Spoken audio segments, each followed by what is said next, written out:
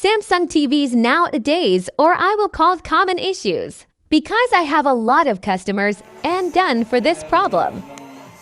Automatic shutdown, showing nitrogen monoxide image and blinking indicator light only. Ginamit namin ng 3 years. Tapos, tinabi lang muna namin. Kasi pinalik muna namin ito maliit eh. Ayan, namin kami.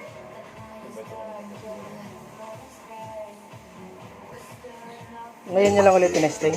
Oo, ngayon lang kasi.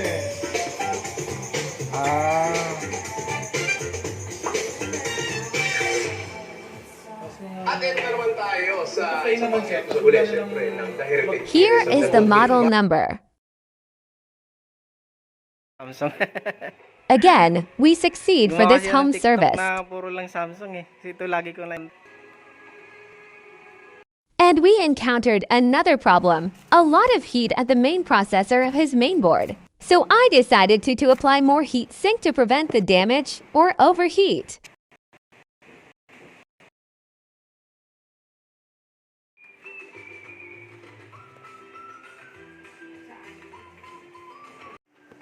Sobrang brightness.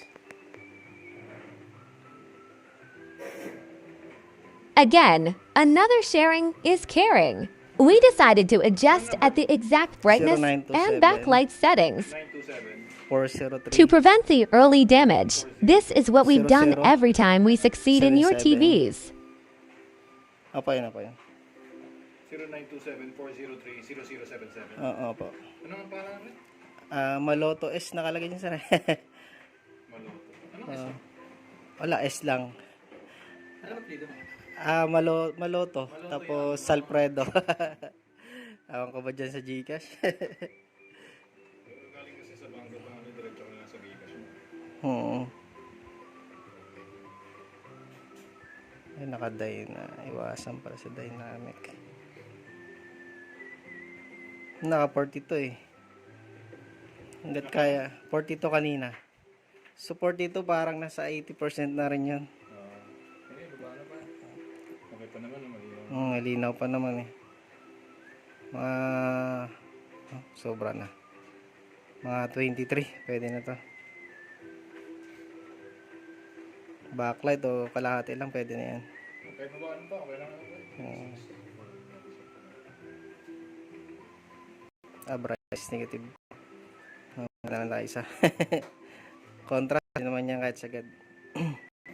Minsan kasi nalilipat sa sa dynamic. Yun, dapat na standard lang po. Iwasan sa dynamic. Dito picture mode dyan na na pipindot. Ayun. Maganda pa sa mata. Hindi malaan. Thanks for watching, guys. Please subscribe and don't hesitate to message us.